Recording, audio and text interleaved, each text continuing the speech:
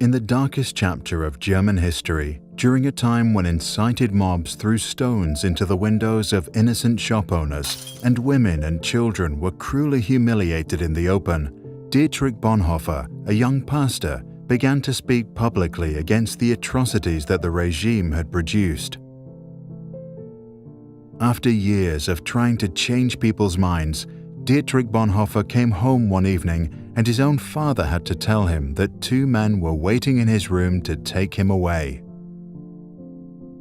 In prison, Bonhoeffer began to reflect on how his country of poets and thinkers had turned into a collective of cowards, crooks, and criminals. Eventually, he concluded that the root of the problem was not malice, but stupidity.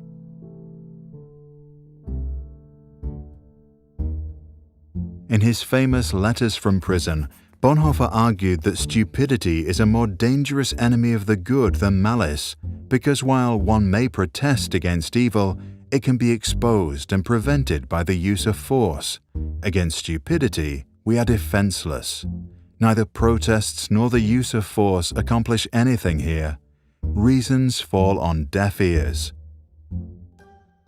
Facts that contradict a stupid person's prejudgment simply need not be believed, and when they are irrefutable, they are just pushed aside as inconsequential, as incidental.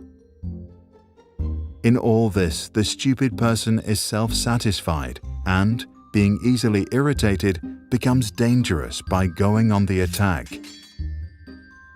For that reason, greater caution is called for when dealing with a stupid person than with a malicious one. If we want to know how to get the better of stupidity, we must seek to understand its nature. This much is certain: stupidity is, in essence, not an intellectual defect, but a moral one.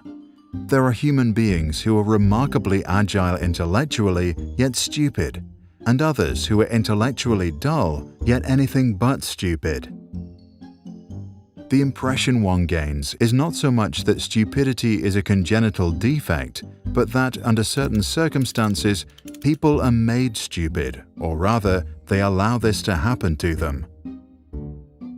People who live in solitude manifest this defect less frequently than individuals in groups, and so it would seem that stupidity is perhaps less a psychological than a sociological problem.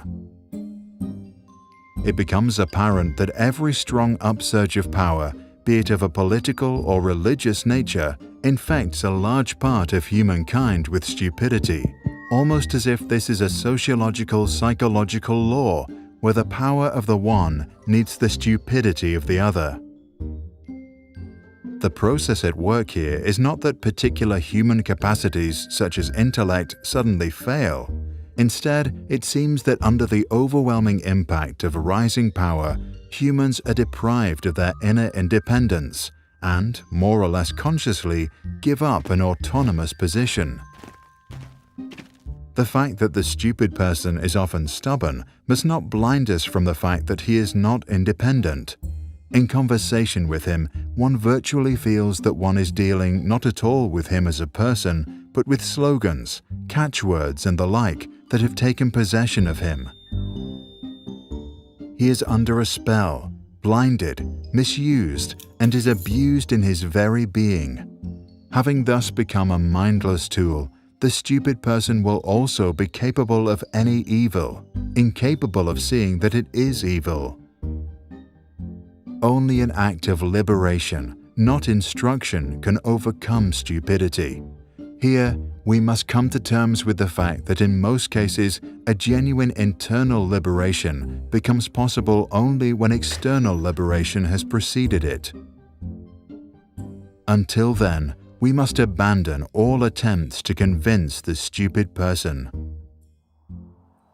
Bonhoeffer died due to his involvement in a plot against Adolf Hitler at dawn on the 9th of April 1945 at Flossenbürg concentration camp, just 2 weeks before soldiers from the United States liberated the camp. Action springs not from thought, but from a readiness for responsibility. The ultimate test of a moral society is the kind of world that it leaves to its children, Bonhoeffer once said. Check the description below to read Bonhoeffer's original text after 10 years. For more information about Bonhoeffer or to download this video without background music, go to sproutschools.com.